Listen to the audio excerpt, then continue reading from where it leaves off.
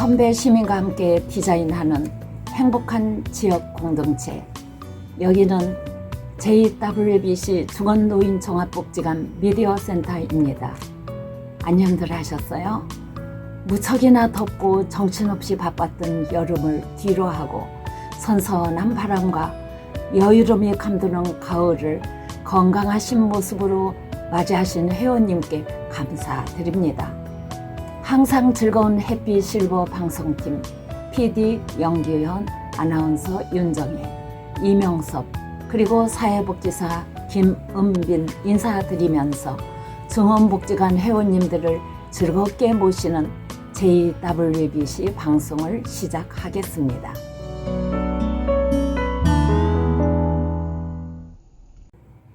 안녕하세요. 벌써 9월의 마지막으로 가을의 문턱을 넘어왔네요. 풍요로운 추석도 이미 지나 회원님들에게는 서글퍼지는 계절이네요. 산하가 황금 물결로 출렁이는 알차게 여문 곡식들은 충만하지만 겸손하게 머리를 숙이고 있는 모습이 경륜이 충만하신 우리 회원님들의 모습과 닮은 듯한 이야기를 들려드릴게요. 사인을 하지 않는 이유.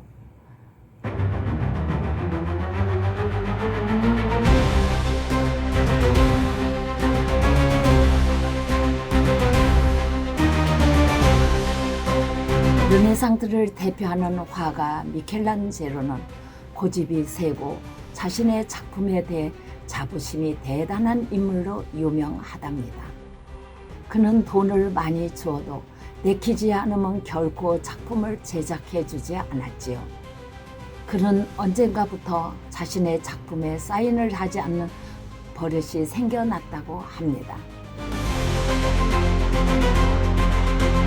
그는 마리아가 죽은 예수를 끌어안고 슬퍼하는 피에타상을 제외하고는 어느 작품에도 사인을 남기지 않았는데, 이 버릇은 바티칸의 시스티나 성당 천정에 천지 창조를 그리던 때로 거슬러 올라갑니다.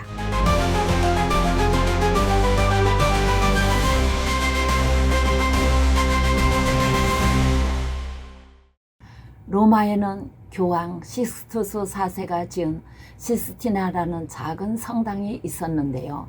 이 성당의 변명은 포티첼리와 같은 유명 거장들이 작품으로 장식되어 있었습니다. 1506년 교황 율리우스 2세는 미켈란젤로를 로마로 초청해 이집트의 파라오처럼 자신이 묻힐 영묘를 세우려고 해서 불렀답니다. 미켈란젤로는 그 영묘를 위한 원대한 작품 구상을 실현하기 위해 이태리의 유명한 채석장 카라라를 6개월 방문하였으나 교황은 그동안 성 베드로 신축에 열중하느라 마음이 변하였답니다. 실망한 미켈란젤로는 다시 피렌체로 돌아갔고 교황에게 자신을 원하면 직접 찾아오시라고 무례한 편지를 보냈답니다. 교황은 1508년 미켈란젤로의 무례함에도 불구하고 겸손한 태도로 시스티나 성당에 비어있던 천장에 그림을 그려 넣어줄 것을 정중히 요구하게 됩니다. 미켈란젤로는 자신이 화가가 아니라 조각가라고 변명하면서 겸손하게 작업을 거부합니다. 하지만 그 당시 절대 권력자인 교황의 요구에 어쩔 수 없이 그림을 그리기 시작했고 4년여에 걸친 고독한 작업 끝에 청지 창조가 완성됩니다. 시스티나 성당은 길이 40.9m에 복 14m이고 천장의 높이는 13.4m에 달합니다. 눈앞에 세워진 캠퍼스도 아니고 공중어의 받침대 위에서 누운 자세로 고개를 뒤로 젖힌 채 천장에 물감을 칠해 나가는 고된 작업으로 나중에 목과 눈에 이상이 생길 정도로 온 정성과 열정을 다 바쳤지요. 드디어 그는 마지막으로 사인을 한 뒤 흡족한 표정으로 붓을 놓고 지친 몸을 편히 쉬려고 성당 밖으로 나왔을 때 그는 눈앞에 펼쳐진 광경에 감탄하고 말았습니다. 오래간만에 본 눈부신 가을 햇살과 푸른 하늘, 높게 날고 있는 새들, 아무리 뛰어난 화가라도 눈앞에 있는 대자연의 모습을 제대로 표현할 수 있을까 하는 생각이 들었답니다.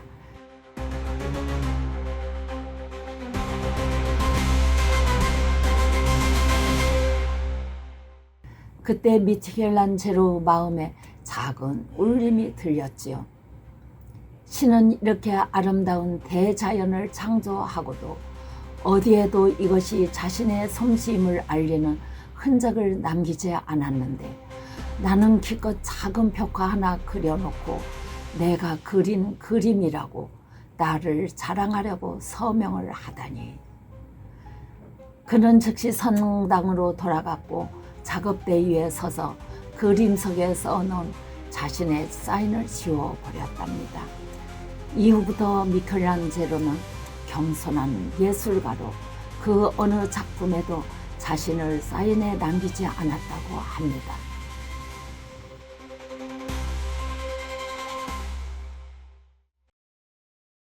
가을을 감미롭게 느낄 수 있는 노래입니다.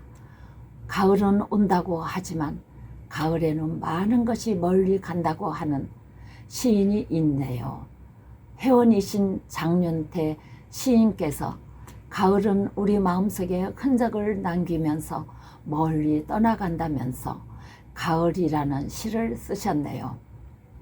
노랗게 물든 그리움도, 빨간 불덩이 같은 정열의 사랑도, 장윤태 시인님의 시 가을을 AI가 작곡하고 노래도 하였네요. 장윤태 시인님의 가을 시를 감상해 보겠습니다.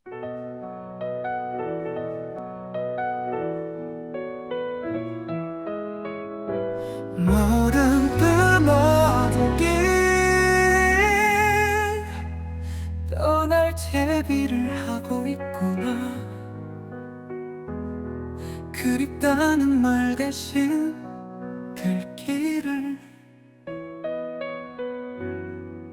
노랗게 물들여놓고 서둘러들 떠날 채비를 하고 있구나.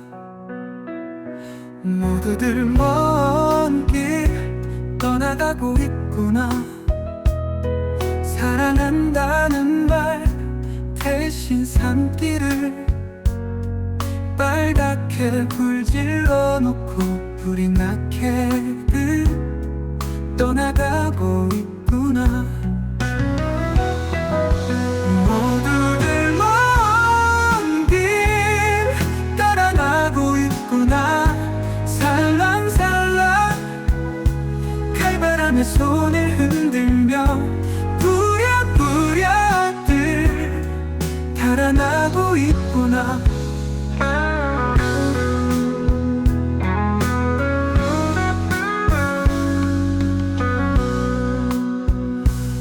모두들 먼 길 달아나고 있구나. 살랑살랑 칼바람에 손을 흔들며 부랴부랴들 달아나고 있구나.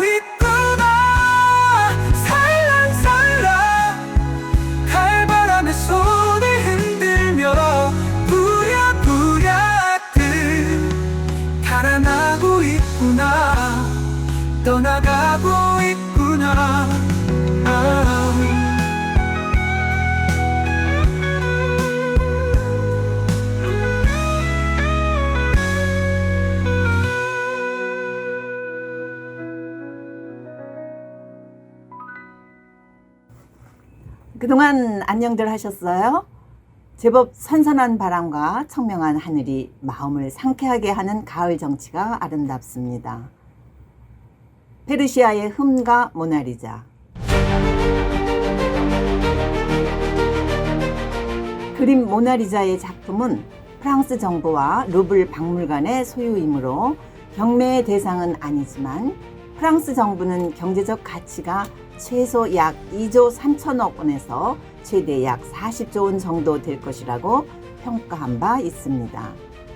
이 엄청난 가격이 붙은 이유는 연간 약 1,000만 명 넘는 방문객들이 대부분 바로 이 모나리자를 보기 위해 루블 박물관을 찾는다는 것입니다. 이 작품이 최후의 만찬 등 다른 역작들을 제치고 레오나르도 다빈치의 대표 작품이 된 가장 큰 이유는 기술적으로도 대단하지만 다빈치가 죽을 때까지 항상 소장하고 있었던 그림이기 때문이라고 합니다. 일반인에게는 그냥 눈썹 없는 여인네를 그린 이 그림이 도대체 무엇 때문에 세상에서 가장 아름다운 여인이라고 하는지 의문을 가지는 사람이 많다고 하는 그림 속의 여인 모델은 리자 게라르디니라는 피렌체에 성공한 사업가 프란체스코 델 조콘다의 부인이라고 합니다. 모나리자의 모나는 이탈리아어로 영어의 미세스이며 모나리자는 미세스 리자라는 의미로 우리말로 해석하면 리자 부인이라고 하네요.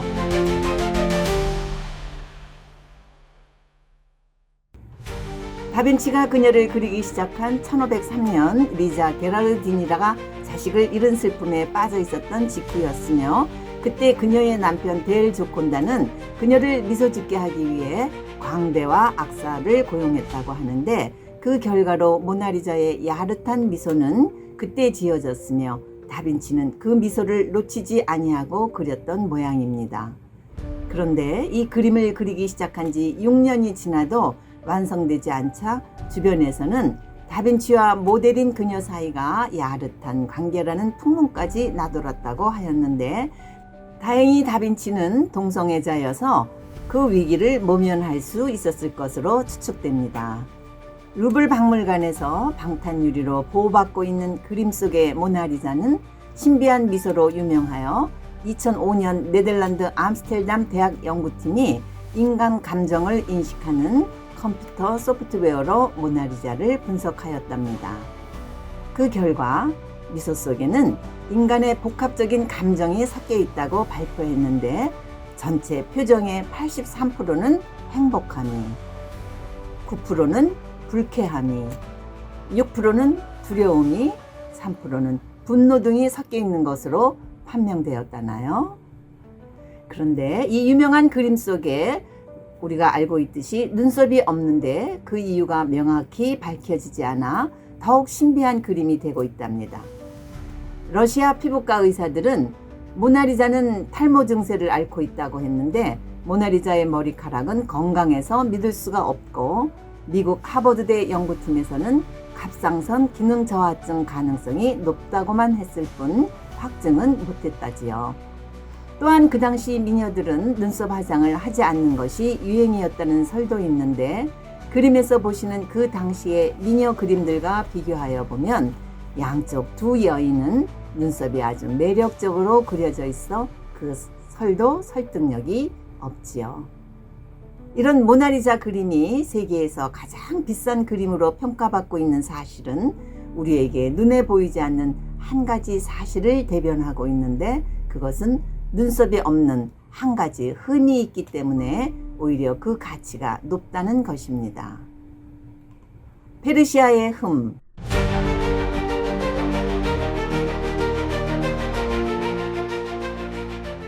페르시아의 카페트 장인들은 카페트를 만들 때 눈에 잘 띄지 않는 한쪽 구석에 일부러 작은 흠을 하나씩 낸다고 합니다. 인디언들도 구슬 목걸이를 만들 때 흠이 있는 구슬 하나를 일부러 끼워 넣는데 그 흠이 있는 구슬을 영혼의 구슬이라고 한답니다. 화면에 페르시아 카페트가 보이네요. 아름다움의 극치인 이 카페트에 일부러 흠을 만들어 놓았다고 하는데 한번 찾아보실까요? 완벽함은 인간의 본성이 아니며 흠없는 사람은 없지요. 자연계를 보아도 대형 태풍, 대형 산불, 대형 폭우 같은 자연 재앙이 없는 해가 없듯이 자연계도 이처럼 한두 가지 흠결을 지니고 존재합니다. 인간이 되라는 말은 만능의 신이 되라는 뜻이 아니고 한두 가지 흠이 있다고 해서 조금도 문제가 될 이유가 없는 것으로 완벽함에 자만하지 말고 자진해서 흠을 만들어 스스로 겸손해지라는 것이겠지요.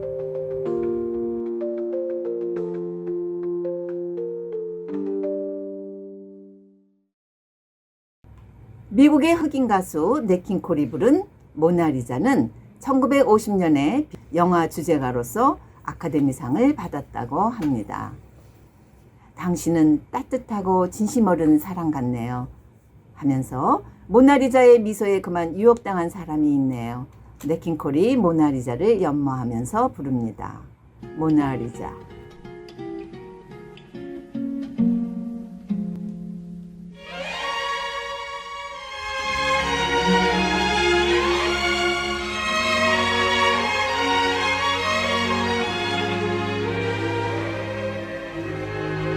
Mona Lisa, Mona Lisa, men have named you. You're so like the lady with the mystic smile. Is it only 'cause you're lonely they have blamed you for that Mona Lisa strangeness in your smile? Do you smile to tempt a lover, Mona Lisa?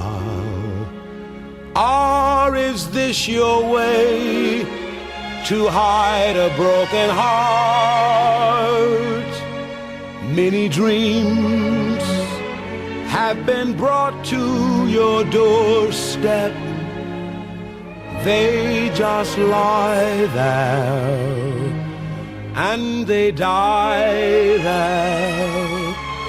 Are you warm? Are you real, Mona Lisa? Or just a cold and lonely, lovely work of art?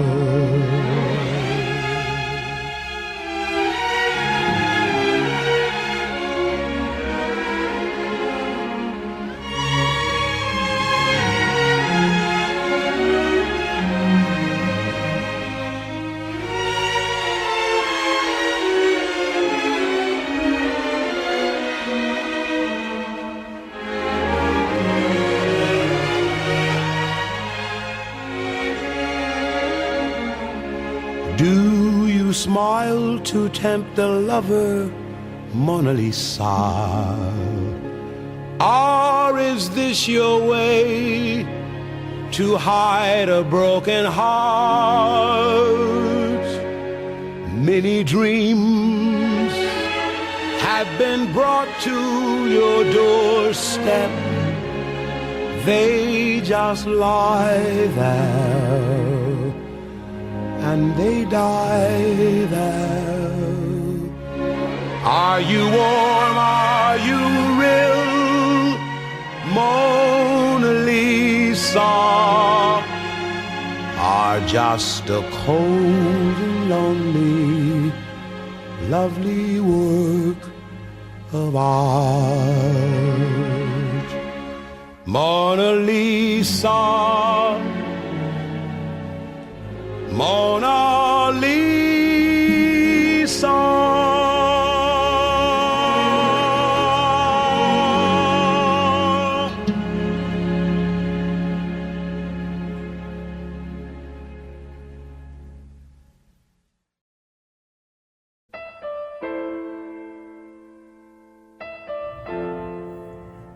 중용 사상은 극단 혹은 충돌하는 모든 결정에서 중간의 도를 택하는 유교 교리라고 합니다. 신중한 실행이나 실천을 뜻하는 것으로 이 사상은 중국 외에도 세계 석학들에 의해 전개되기도 하였답니다. 즉 플라톤은 어디에서 그치는지를 알아 거기서 머무는 것을 인식하는 것이 최고 지혜이며 따라서 크기의 양적 측정이 아닌 모든 가치의 질적인 비교를 중용이라 하였고, 아리스토텔레스는 마땅한 정도를 초과하거나 미달하는 것은 악덕이며 그 중간을 찾는 것을 참다운 덕으로 파악하였으며, 또한 불교의 중도도 비슷한 의미를 지니고 있다고 합니다.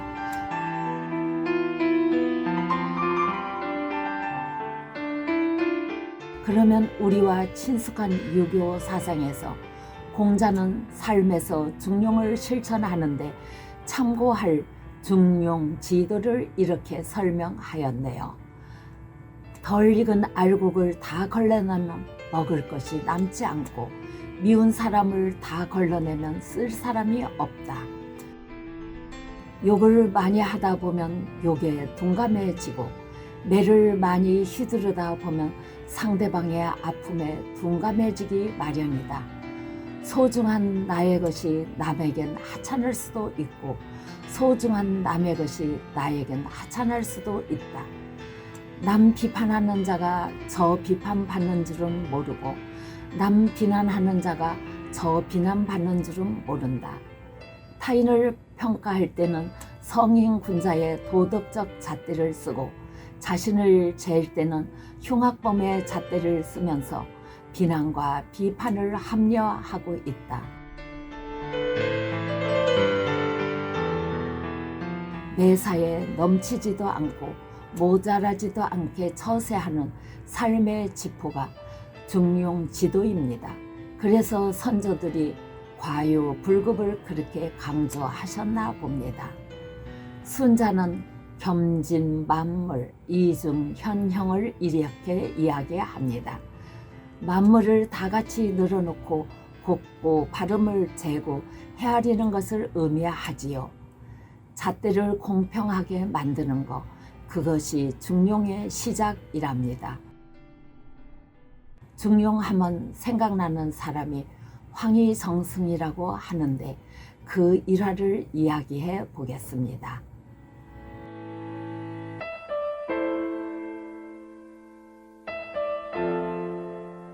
안방에 들어가면 아내 말이 맞다 하고, 마당에 가면 머슴 말이 맞다 하고, 부엌에 가면 계집종의 말이 맞다 하고, 사랑엔 아들 말이 맞다 하면서 누구하고도 적을 만들지 않는 사람으로 유명합니다.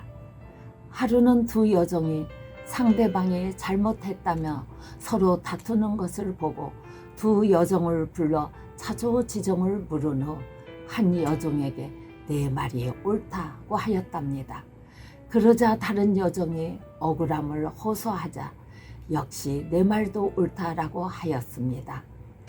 이 말을 들은 부인이 이 사람의 말도 옳고 저 사람의 말도 옳다 하니 대감은 줏대가 없으신 거 아닌가요? 하였더니 황희정승은 부인의 말도 옳소라고 하였다고 합니다.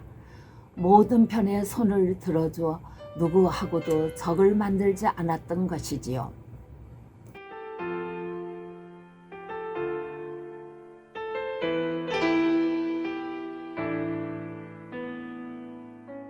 중용은 쓰는 사람에 따라, 상황에 따라 삶의 지혜가 될 수도 있고 줏대 없는 사람이 될 수도 있습니다. 그래서 중용이 더욱 어려운 것 같습니다. 삶에서 유교의 가르침인 중용 지도를 지혜롭게 잘 활용하면 처세의 달인이 될 수 있습니다. 중용을 잘 지키며 사는 일은 평생 삶의 숙제인 것 같습니다. 따라서 있다고 다 보여주지 말고, 안다고 다 말하지 말고, 가졌다고 다 자랑하지 말고, 들었다고 다 믿지 말아야 합니다 라고 하는 것입니다. 인기는 인격을 바탕으로 할 때 저절로 빛이 납니다. 당당하지만 겸손하며 오만하지 않은 것이 중용의 아름다움입니다.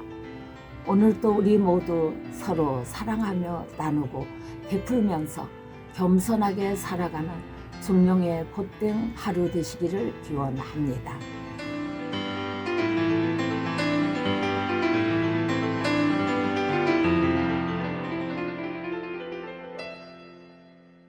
회원님이 노안으로 신체적 고통이 괴롭고 힘들 때 아련히 떠오르는 옛님과의 추억은 그 고통을 멈추게 하는 진통제 같기도 하지요. 그 시절 단풍잎과 함께 했던 항상 겸손하고 자상했던 추억의 옛님에게로 여러분을 모셔다 드린다고 하니 몹시 흥분되는 시간이 되어 젊어지는 기분이 되었으면 합니다. 임금스가 작곡하고 정치근이 작시한 옛님, 테너 안형렬이 모셔다 드린답니다. 함께 가보세요.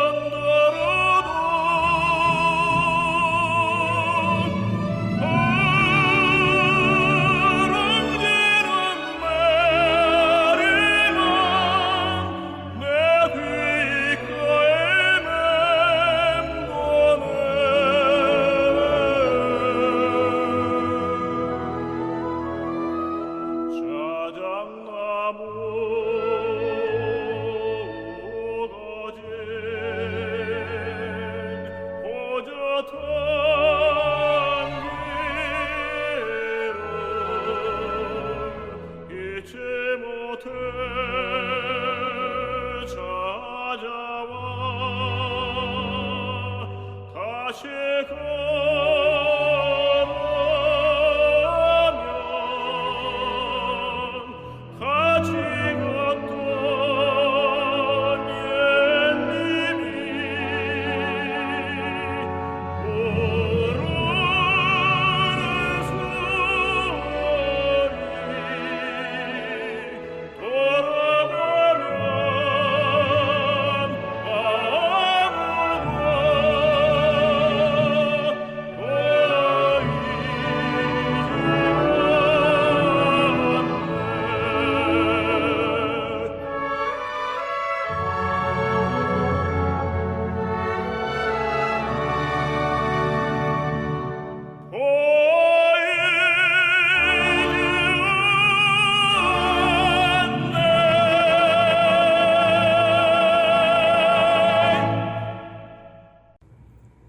가을 노인의 얼굴. 인생 가을을 맞는 노인의 얼굴은 그 사람이 어떻게 살아왔느냐를 말해줍니다. 살아온 삶이 성인처럼 남의 존경을 받는 삶을 살아온 노인의 얼굴은 평화가 느껴집니다. 나이가 들어 노화가 되어도 언제나 밝은 얼굴과 선한 인상으로 호감을 주는 사람이 있는가 반면 가만히 있어도 성깔이 있어 보이는 얼굴이 있습니다. 인간의 노화는 그 어떤 의학으로도 막을 길이 없습니다. 그래서 늙어갈수록 그 노화를 아름답고 우아하게 바꾸려는 노력이 중요합니다.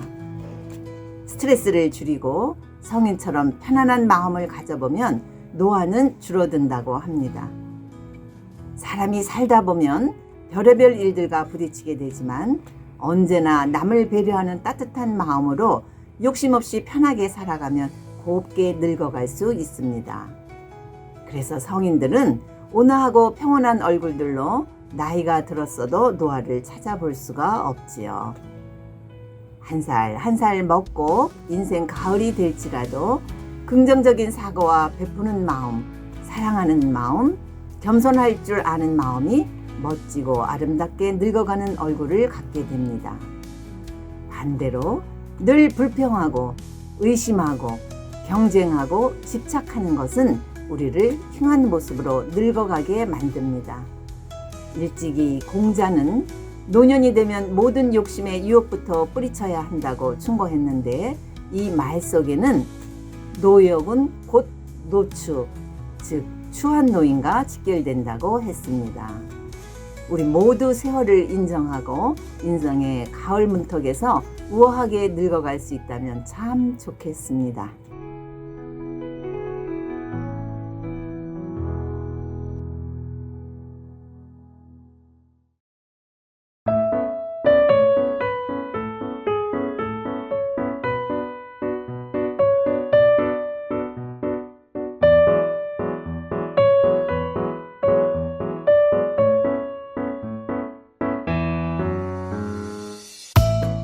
벌써 시간이 다 되었네요. 선배 시민자원봉사단 JWBC 중원방송단은 동영상 제작에 더 많은 노력을 기울여 우리 회원님들이 유익하고 행복한 시간을 보내도록 하여 건강하게 장수하시도록 최선을 다하겠습니다.